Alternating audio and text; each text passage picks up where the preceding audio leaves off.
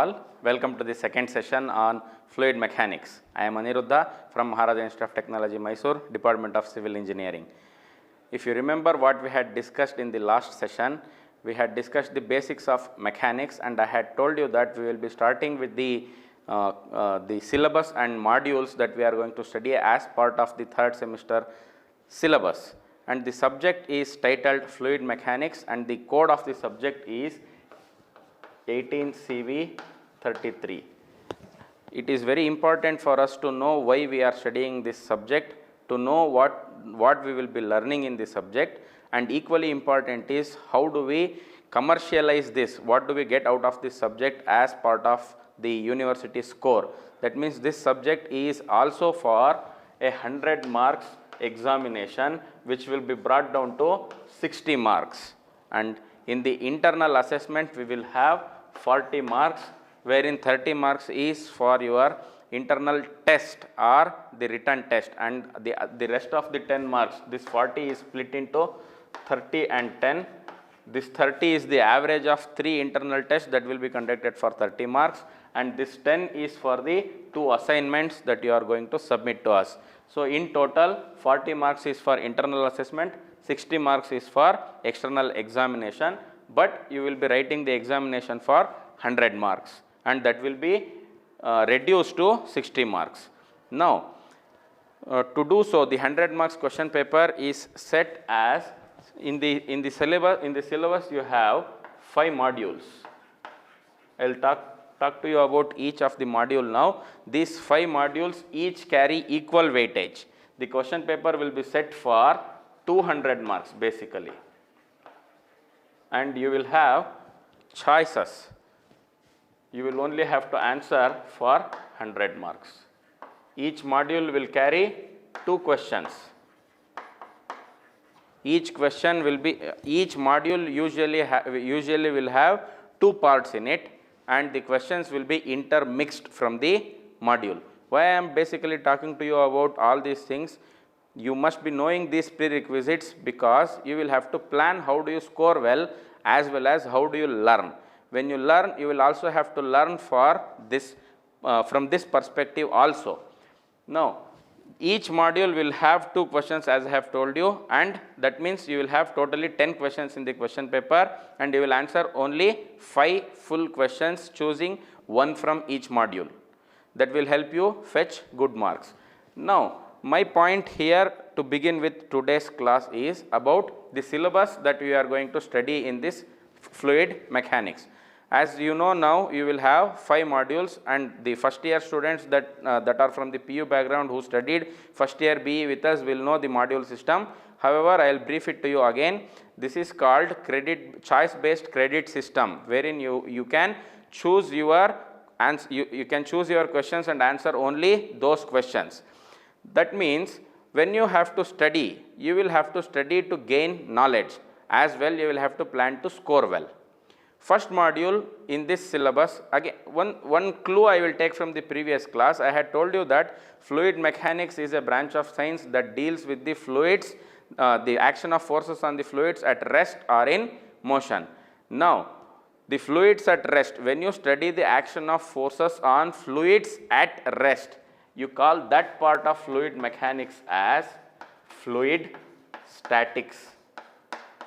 Static means that which is not in motion. So the study of fluids at rest, or the study of action of forces on fluids at rest, that wing of fluid mechanics is called fluid statics. Whereas once the fluid starts to move and you study the action of forces on fluid in motion, but without considering the pressure forces, that branch of fluid mechanics is called fluid kinematics. And you consider the fluid in motion and you would wish to study the action of forces on moving fluid considering the pressure forces, that part of fluid mechanics is called fluid dynamics. And know what, in this syllabus spread over 5 modules, you will study about all these three branches of fluid mechanics. You will be introduced to fluid statics in first 1.5 modules. You would be studying fluid kinematics exclusively in the second half of the second module, whereas the next 3 modules will deal with fluid dynamics. As the name suggests, statics. And when you go to module 1, you will have to be introducing to fluids. So the first module, first part is fluids and their properties, and the second part of the first module will deal with pressure and its measurement, whereas the second module in this will deal with hydrostatic pressure forces. Hydro means water, so you will basically study about the pressure exerted by water on different bodies, that is hydrostatic pressure forces and their measurement. And the second part of second module, as I have already mentioned, deals exclusively on kinematics.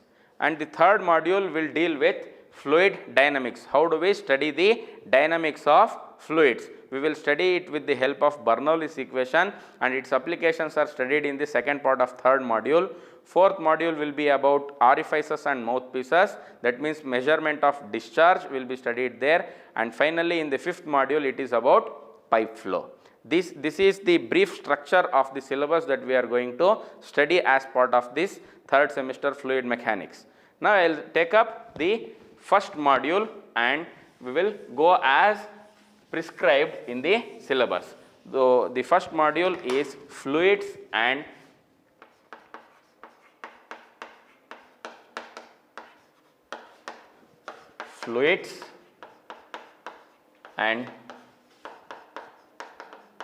their properties.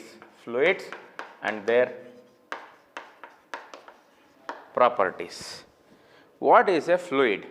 I had told you yesterday the states of the matter that is available on earth are now classified only into solids and fluids. That means anything that has the capacity to flow can be classified as a fluid.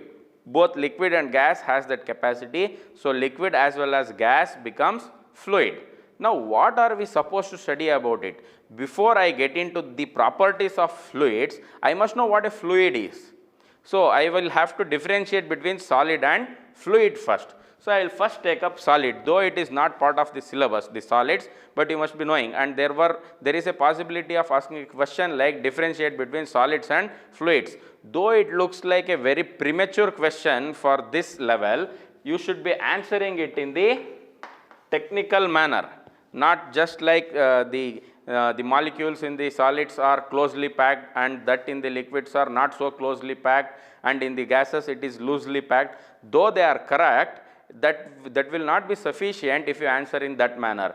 You will have to study solids and fluids from the engineering perspective. So in whichever matter you consider, whether it is solid or fluid, you will test it under 3 conditions. Very, very important.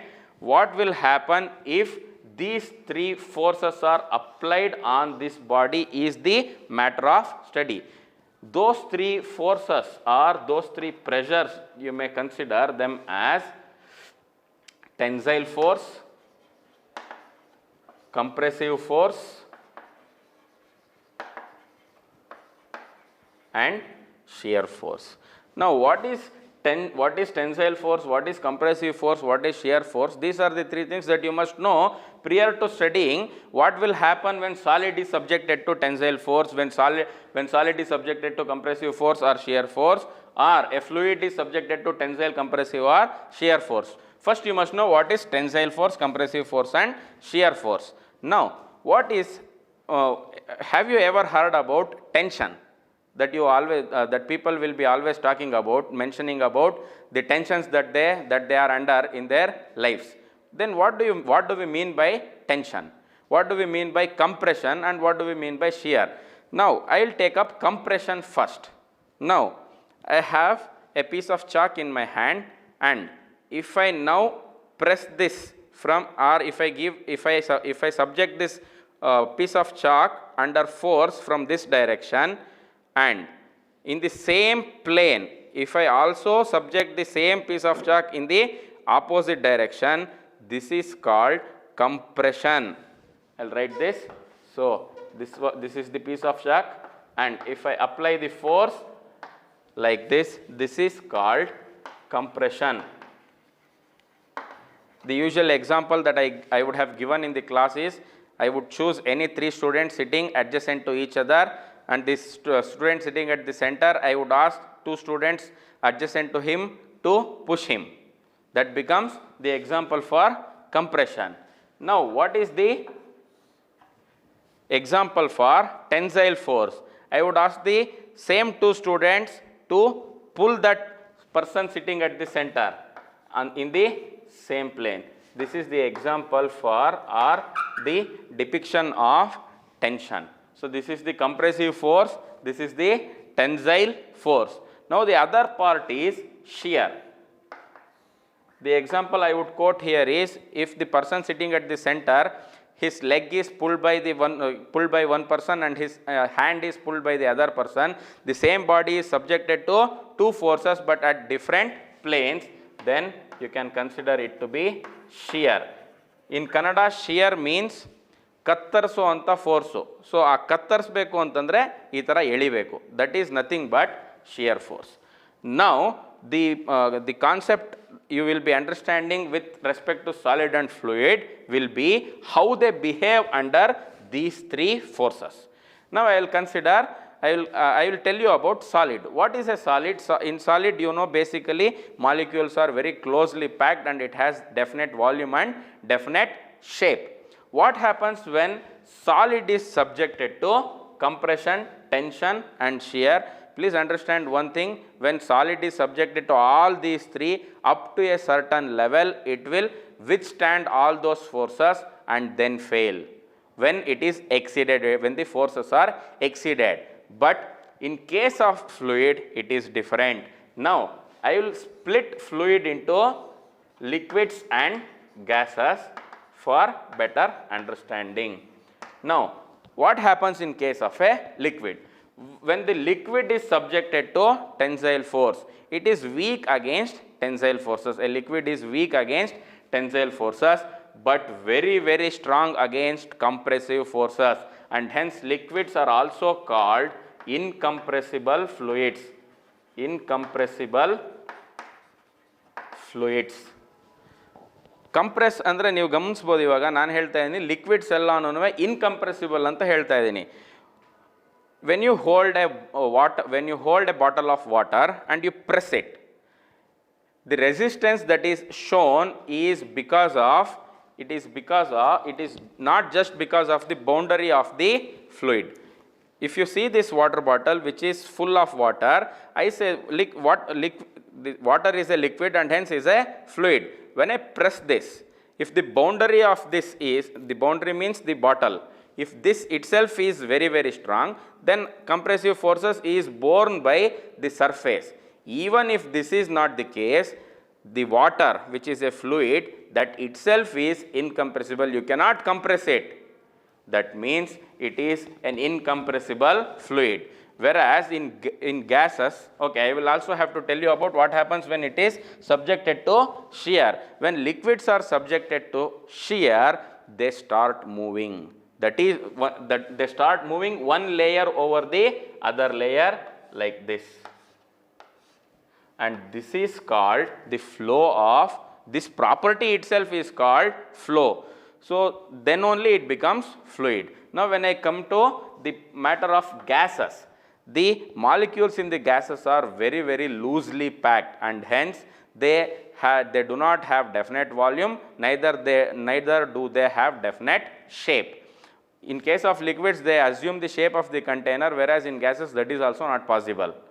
Now, what happens when it is subjected to compression? It is very easily compressible. So, gases are called compressible fluids. And one thing in common about gases and liquids is what happens when they are subjected to shear. When they are subjected to shear, they start to flow and hence they are classified under fluids. I hope you could understand the basic difference between solids and fluids. To summarize, what is happening in solid is, whenever you subject solid into these 3 forces, up to a certain point they do accept the force, and when the limit is crossed, they fail. Whereas in case of fluids, I split it into liquid and gases. Liquids may be termed as incompressible fluids as they are very strong against compression. Gases are compressible fluids because they are very weak against compression. In both liquids and gases, when you put them under shear, they obviously start to flow. That property is called flow flow, and by virtue of that property, they are called fluids.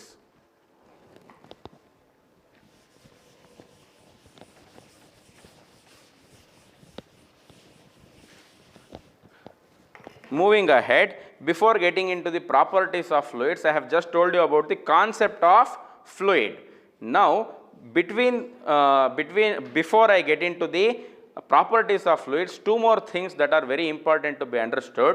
One is the measurement of any property will require a unit. So, I will talk to you about units, and in general I will talk to you about units, but specifically I will have to talk to you about SI units. What is a unit? ಕನ್ನಡದಲ್ಲಿ unit ಅಂದರೆ ಮಾನ. So ಯಾವುದೇ ಕ್ವಾಂಟಿಟಿನೂ ನೀವು ಮಾನ ತೆಗೆದೇ ಹೇಳಬೇಕು. ಅಂದರೆ all quantity should be accompanied by units. ನಮ್ಮ ಕ್ಲಾಸ್ಗಳಲ್ಲಿ ನೀವು ಯಾವುದೇ ಕ್ವಾಂಟಿಟಿದು ಯೂನಿಟ್ ಹೇಳಲಿಲ್ಲ ಅಂದರೆ ಅದರದ್ದು ಮಾನ ತೆಗೆದಂಗೆ ನಮಗೆ.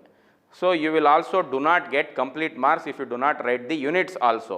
So you will also have to know the importance of units in the study of fluid mechanics. In many cases, you can understand the concept by understanding the units. But before going to all those things, you must know what units are. What are they? I have told you in the last class, whenever you quantify something, you will have to you will get to know the quantity only with the unit. If I say he is a billionaire, a person having a billion paisa is not said to be a billionaire, but a person having billion rupees or billion dollars is said to be a billionaire. That means here paisa, rupee, dollars are the units by which we can understand the money. Similarly, if I tell you I have to travel a long distance, how much is a long distance? That we will not be knowing. 10 meters, is it a long distance? 10 kilometers, is it a long distance? In comparison, 10 kilometers becomes a long distance. Again, here meter, kilometer are units. Now, I have to lift a heavy weight. How much is a heavy weight? 100 kgs, 200 kgs, 100 newtons or 1 newton. So you must know the difference between kilogram and newton, meter and centimeter, meter and millimeter, and similarly, you will have to know the units of all the quantities that you come across. So what are these quantities basically? Quantities are basically now bifurcated into two parts. One is primary quantity. The second one is secondary quantity. So which are the primary quantities? Very regularly used quantities may be termed as primary quantities. You have three primary quantities: mass, length and time are the three primary quantities using which all other quantities can be derived. I repeat, the secondary quantities are also called derived quantities. Using these primary quantities, you can derive any other quantity. That means these are the three things which are primary. That is why they are called primary quantities. So unit for mass in SI is kg. Unit for length is meter. Unit for time is second.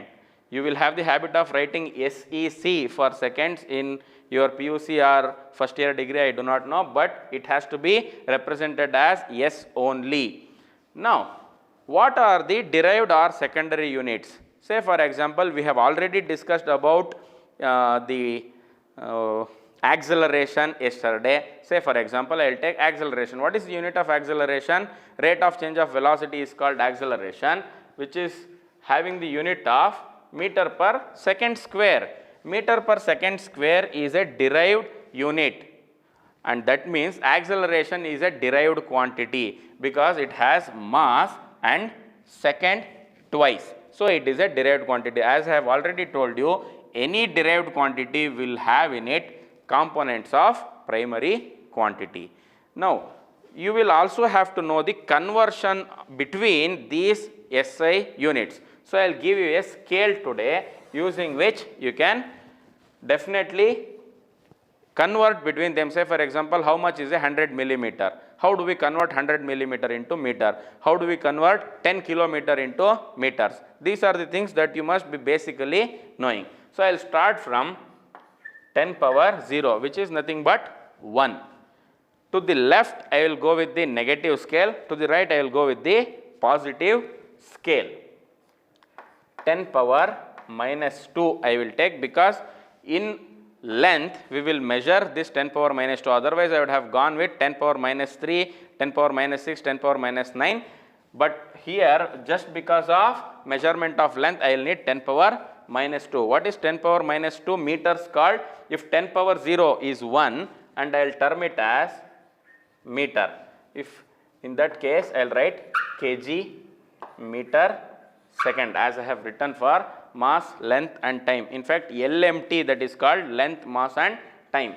I will write in that order only so that it is helpful for you. Length, mass and time. What is 10 power minus 2? If this is meter, what is 10 power minus 2 meter? You already know it. This is nothing but centi. Cent means 100. So centimeter. Centimeter is 10 power minus 2 meter. Now, 10 power minus 3. 10 power minus 3 is called milli. So this is millimeter. Next, 10 power minus 6. This is micrometer. 10 power minus 9. Nanometer. 10 power minus 12. Picometer.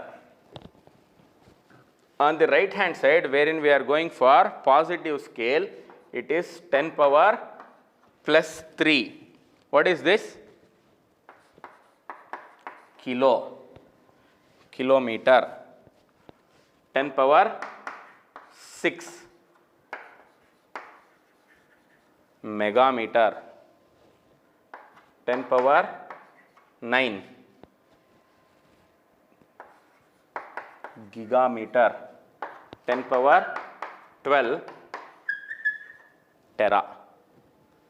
So I usually say, on the left hand side you have Western ladies, on the right hand side you have Indian ladies. Mega, Gita, Tara on the right side, Micro, Mini on the left side. That is easier to remember.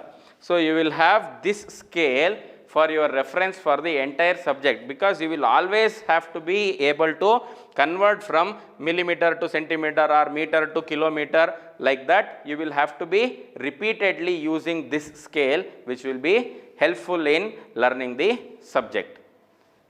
Now, moving ahead, I will get into the properties of fluids. Properties of fluids.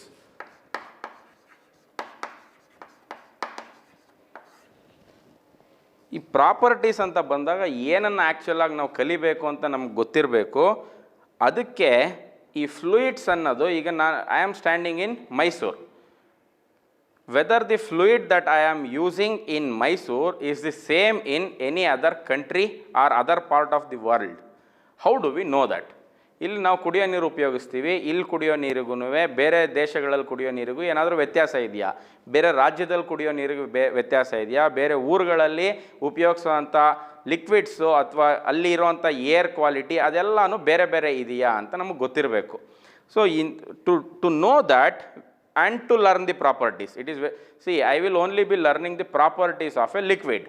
If I want to learn the properties of water, the property that I am learning about water in Mysore has to be the same, or the parameters has to be the same for the water that I am studying here and elsewhere.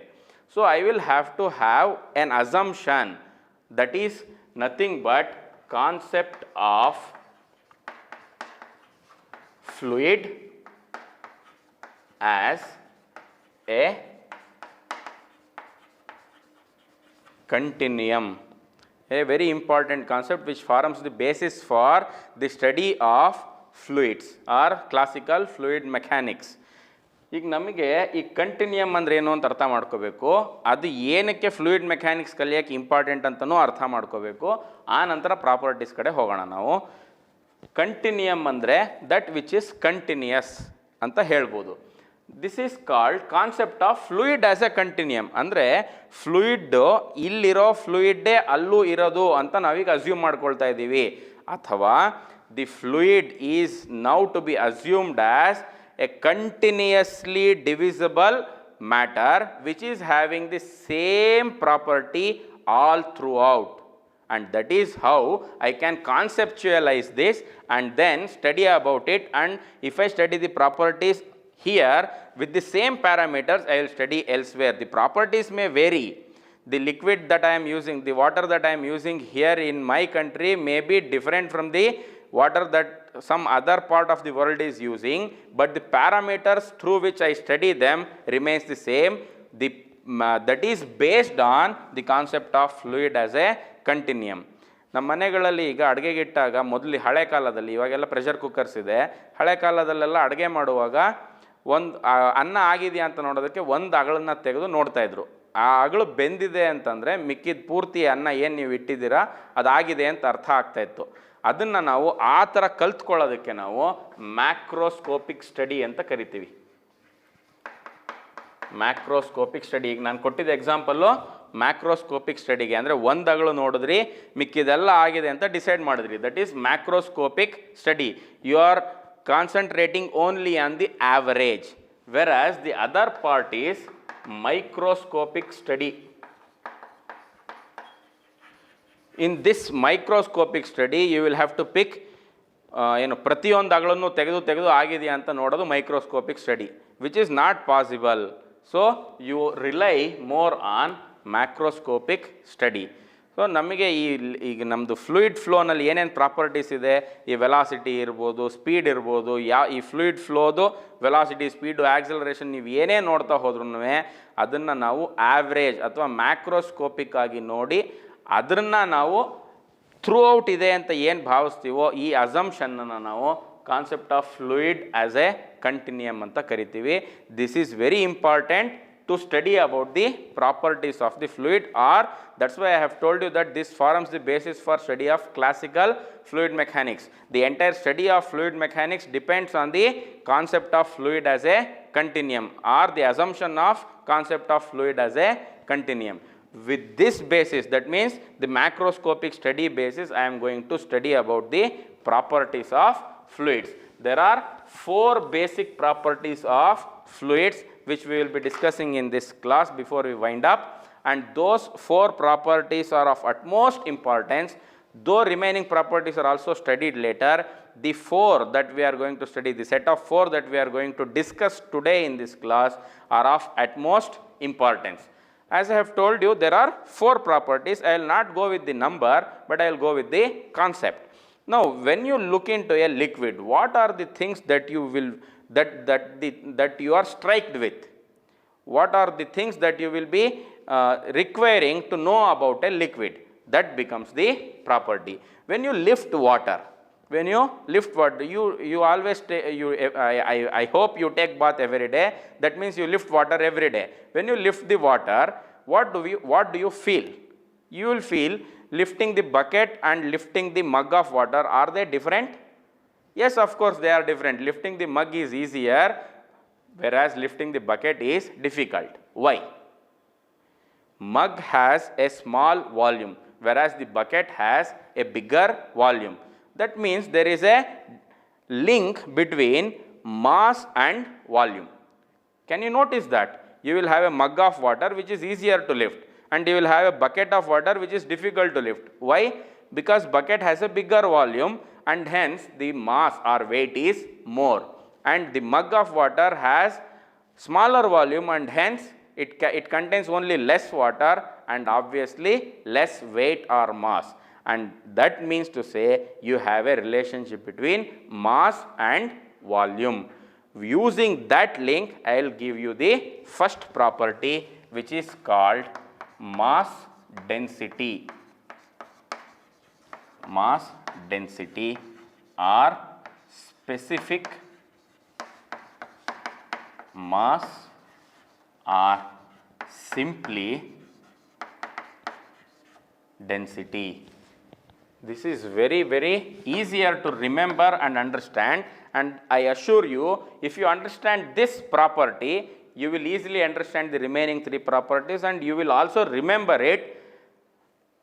You will be asked this question for 10 marks in the examination, which is very easier to score as well.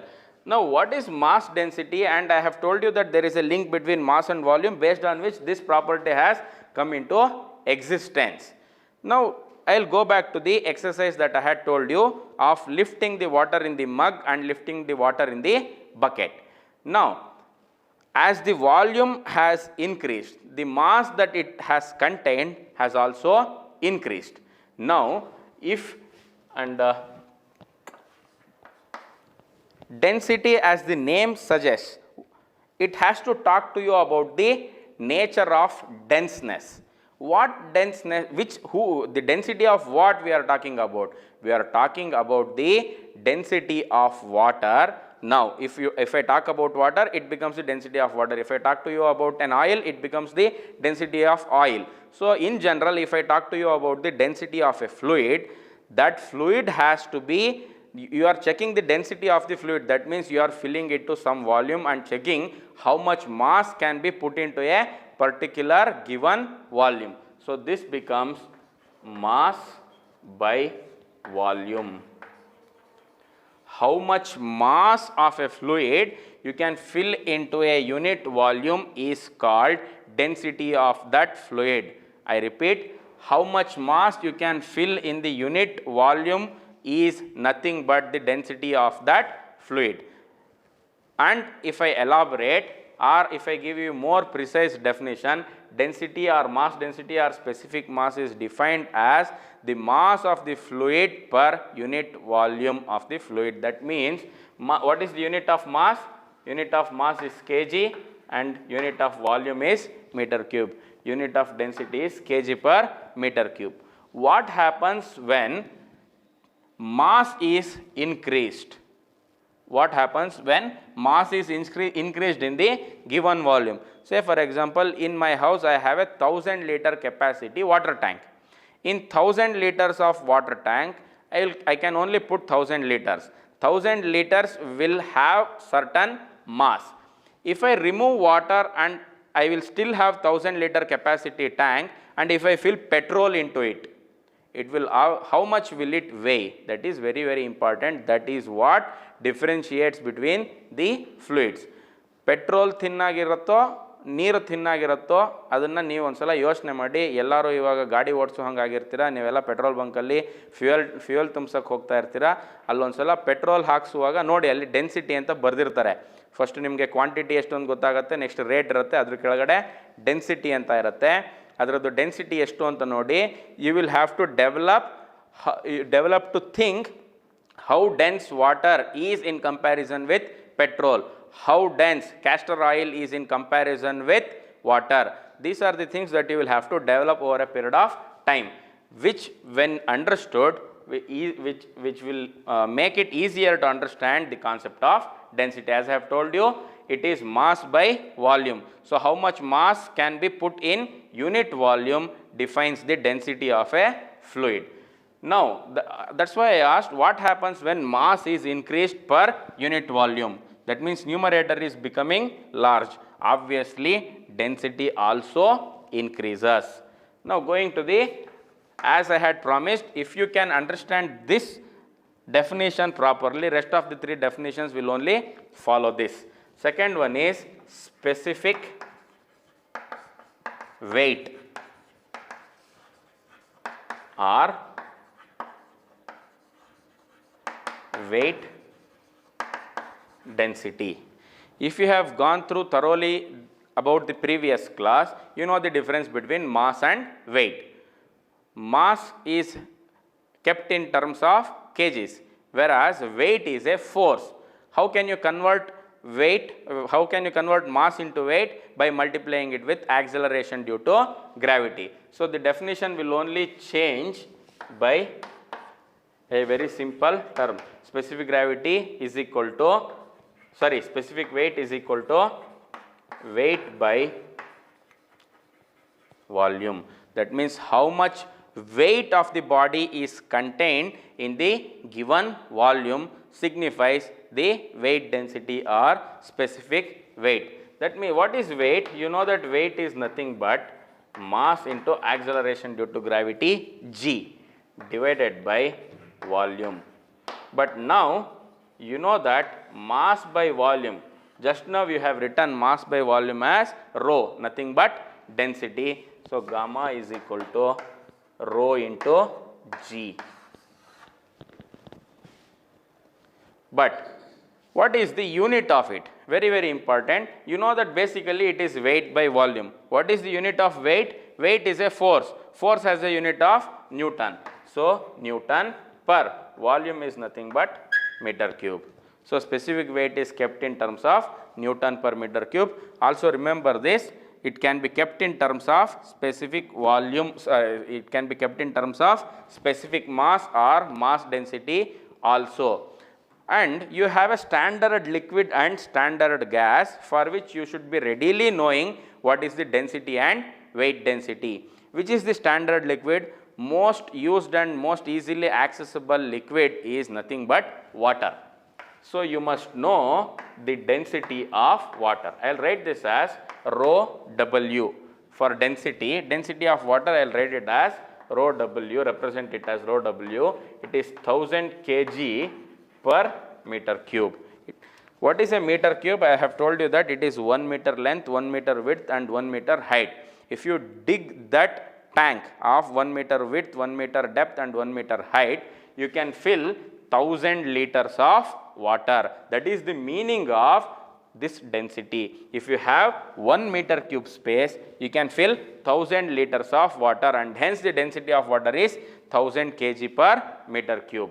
Similarly, standard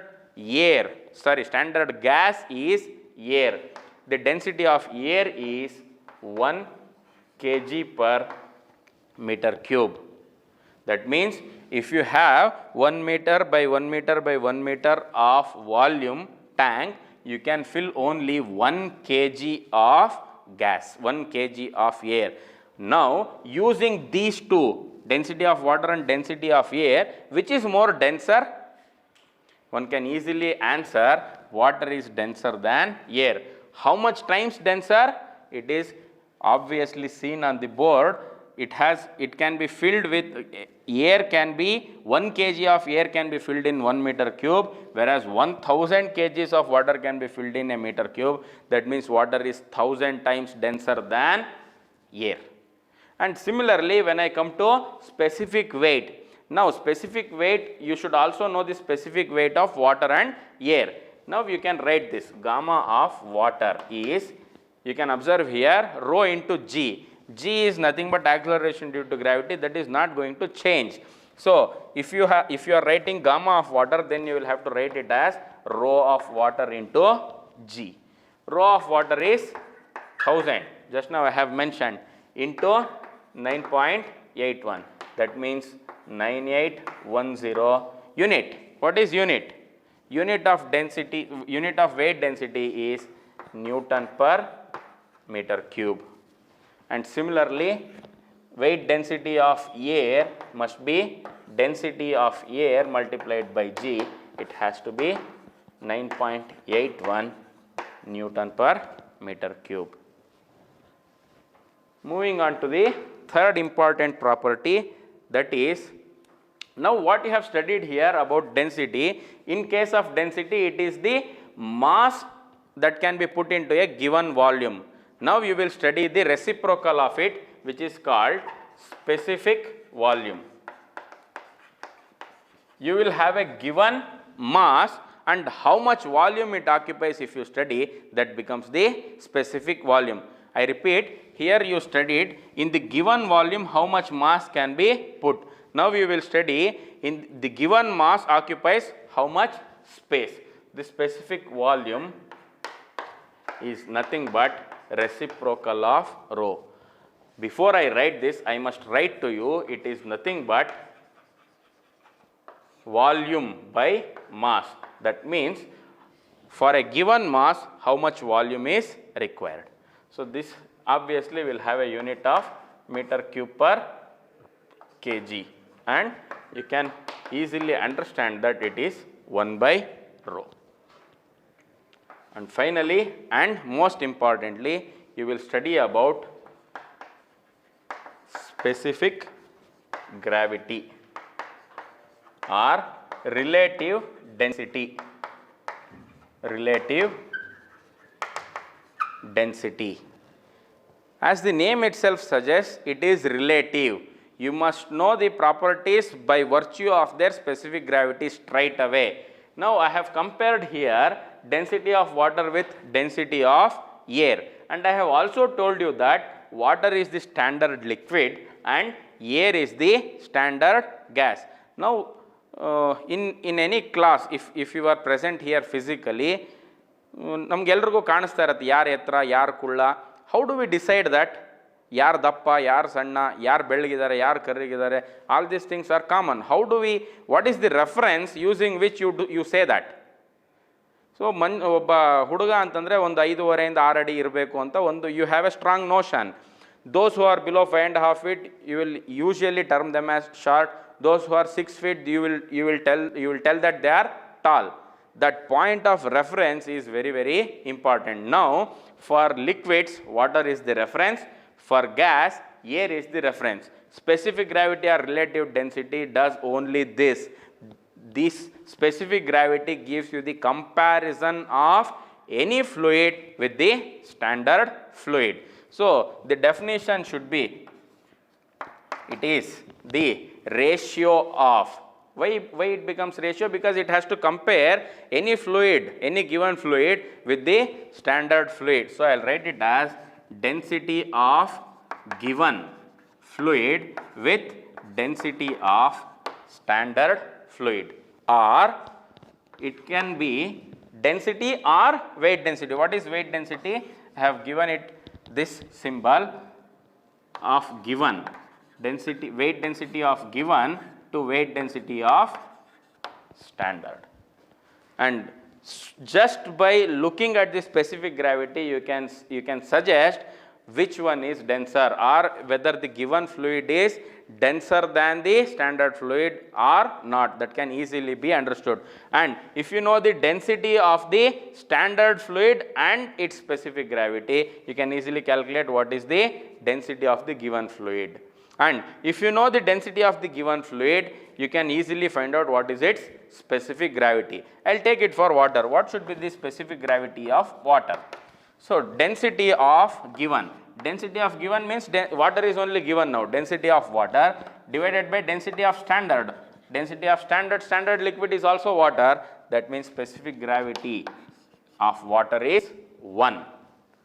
Now, since the specific gravity of the standard liquid is 1, any liquid that has specific gravity less than 1 are termed as the less denser liquids. Any liquid which has specific gravity greater than 1 has to be termed as the liquids that are denser than the standard liquid. This is how you must understand. Now, from now onwards, just by the sight of specific gravity, you must be able to suggest what is the density of it, what is the weight density of it. That is the level to which you will have to now come to. I hope these 4 properties will help you and help you understand the rest of the concepts in fluid mechanics. We'll wind up this class at this point. Thank you.